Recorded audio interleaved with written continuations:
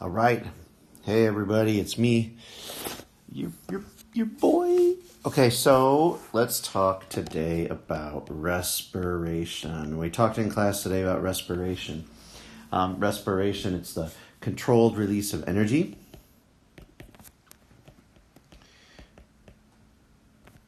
Controlled release of energy from organic compounds. Now, these organic compounds are compounds that contain carbon, and they include things like carbohydrates, lipids, proteins, amino acids. There's lots of other compounds, though, that contain carbon, but these are the sort of food ones that we're going to focus on right here.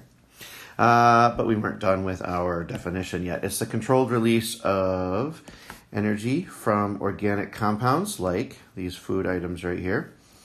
And the point of releasing this energy is to use it to produce ATP. And remember, ATP is that molecule, adenosine triphosphate. It has 3 phosphate groups attached to it right here. Just to be clear, a phosphate is not just phosphorus. Phosphate itself is, it's a pretty good arrow, PO4. It's a combination of phosphorus and oxygen. And this molecule, when it's attached to things, energizes them. It's kind of a complex reason why that maybe I'm not fully understanding too, but it's not something that was even brought to my attention until much later in my education. This process of adding a phosphate group to something else is called phosphorylation. And the whole point behind respiration is to phosphorylate ADP to ATP. So you can phosphorylate ADP to form ATP, and now you've got this molecule that can go around and phosphorylate other things. So you can be adding phosphorus to other molecules. A lot of times these molecules are proteins, and when you add phosphate to them, it energizes them so that they can do whatever their work is. This molecule, ATP, is really unstable, can't be transferred from cell to cell. So every cell needs to make its own supply of ATP. And maybe you've heard of this guy right here, is a mitochondria. Don't say it. And it lives inside of your cells, and it's the molecule where most of your ATP production happens in. I say most because some of that ATP is produced out in your cells. Let's bring up a couple of vocab words about cells really quick. We have a cell here. We'll toss a nucleus on here.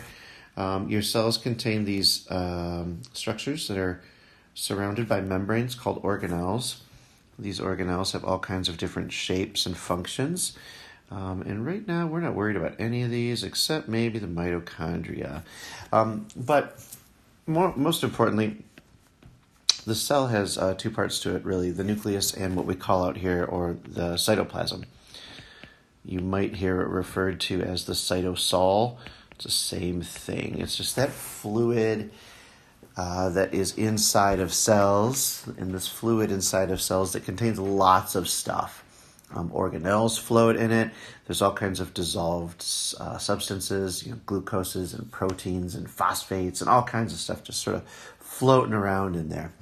And a lot of this whole process starts off right there inside the cell in the cytosol or cytoplasm. So let's start off with the very first step in this process of taking a glucose molecule. Here's our glucose molecule. You remember we've got oxygens and what am I thinking of? OHs and things like that all sticking on here. We have an oxygen there and an oxygen there and so on and so forth. When I draw this glucose molecule, I'm just going to be drawing it as a hexagon and kind of ignoring the other things just because we're not worried about the structure of it right now. What we are worried about is what it's made of. C6H12O6. One of the keys here is that there's 6 carbons, and that's going to come in important really soon. Okay, so the first part of this whole process of respiration is breaking down this glucose molecule. And glucose has 6 carbons, and out here in the cytoplasm, the first thing that happens to that glucose molecule is it gets broken in half. This process is called glycolysis. Glyco referring to the glucose, and lysis meaning to break apart. And if glucose is 6 carbons, 1, 2, 3, 4, 5, 6, this molecule broken in half now becomes 2 3-carbon molecules. So we have now formed 2 3-carbon molecules.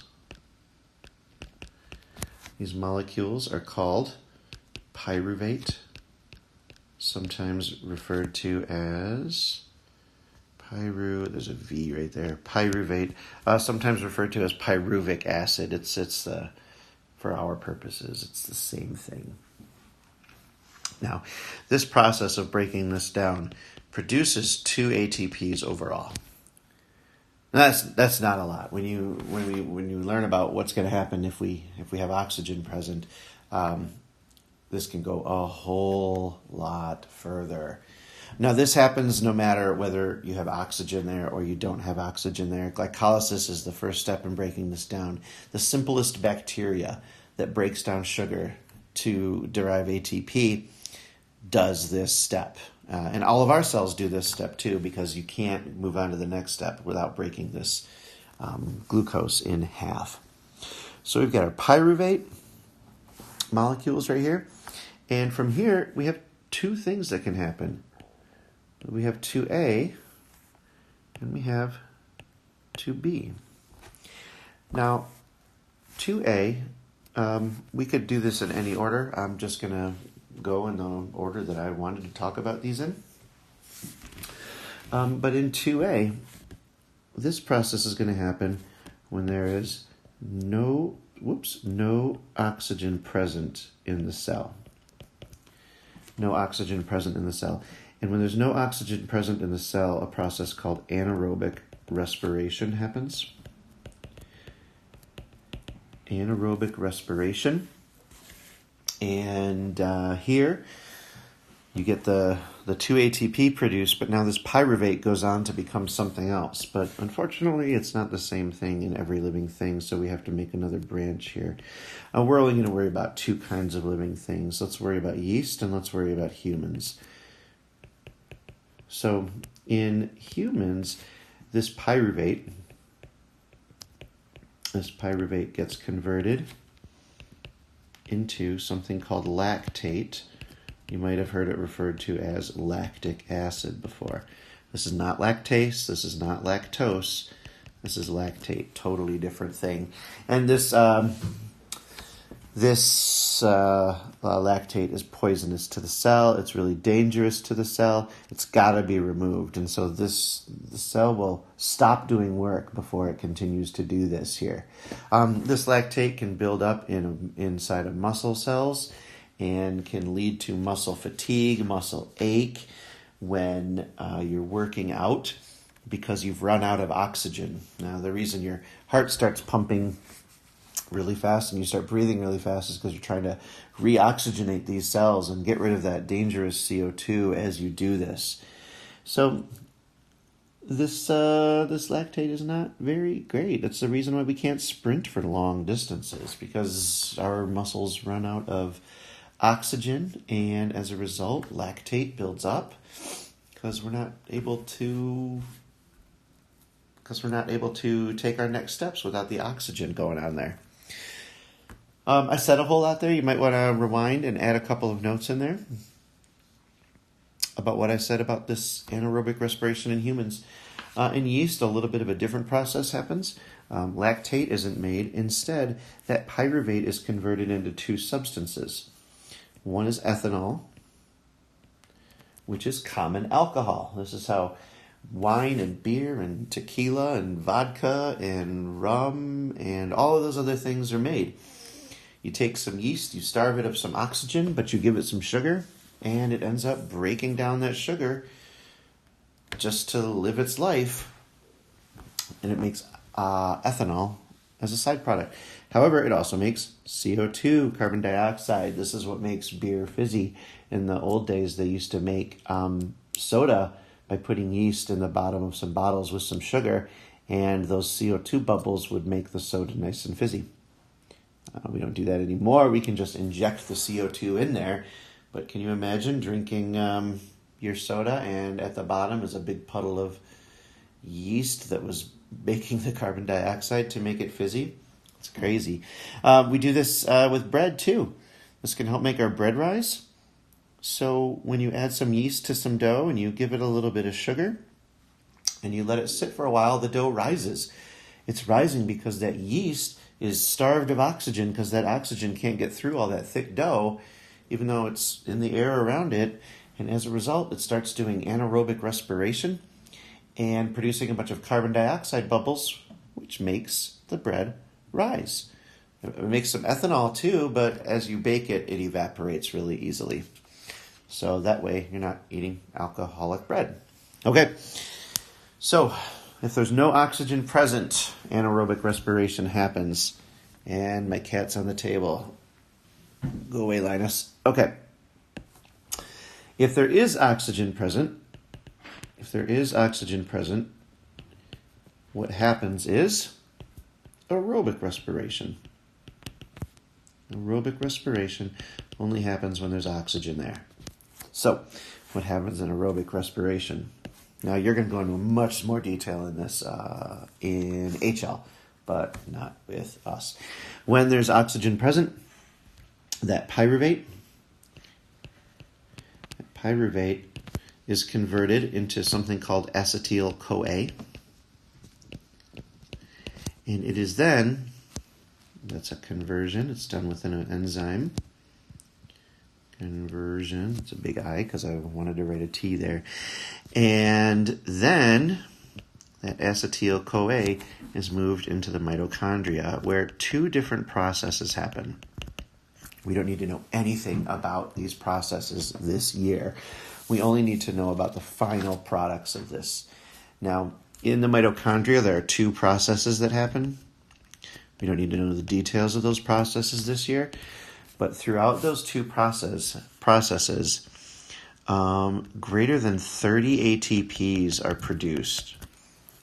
So do you see why aerobic respiration is so helpful to us? Because in anaerobic respiration, we only make these 2 ATPs from glycolysis. But in aerobic respiration, we can get 30 out of there. That's why the oxygen is so valuable. Oh, I just said oxygen. Oxygen contributes to the final step in this whole process. And so without the oxygen there, this process can't happen because it's necessary for it to be there. It can't just go halfway without the oxygen. It needs to be there. And as a result, there's a couple of byproducts that are formed in this whole thing. Byproducts are things that are not useful to the cell, and those things are CO2, which moves into our blood, is transported around our body till it gets to our lungs, and we exhale it, and water. You know how we get rid of water. Some of it's in the air we breathe out, but we also do urination. Sometimes this water can be used inside the cell if it's needed, but doesn't have to be used inside the cell. Okay, so we've got anaerobic respiration and aerobic respiration. You should know the overall equation for photosynthesis. For respiration, which is if you take a glucose molecule, which is C6H12O6, and you combine it with 6 oxygens, you end up getting out of here 6 CO2s and 6 water molecules. This is a balanced chemical equation, and these coefficients here of 6 oxygens and 6 carbon dioxides and 6 waters are going to come in really, really, really handy with one of the labs we're going to do, particularly these two values right here. We are going to do a lab with anaerobic respiration. We're going to starve some yeast of some oxygen, and then we are going to have it do some respiration and see how much gas forms. So we're going to use those syringes again for the third time. I'm really getting my money's worth. All right, that's it for tonight. Be ready to use these notes in class tomorrow to show me that you understood the starting and ending products of these two reactions. Have a good night.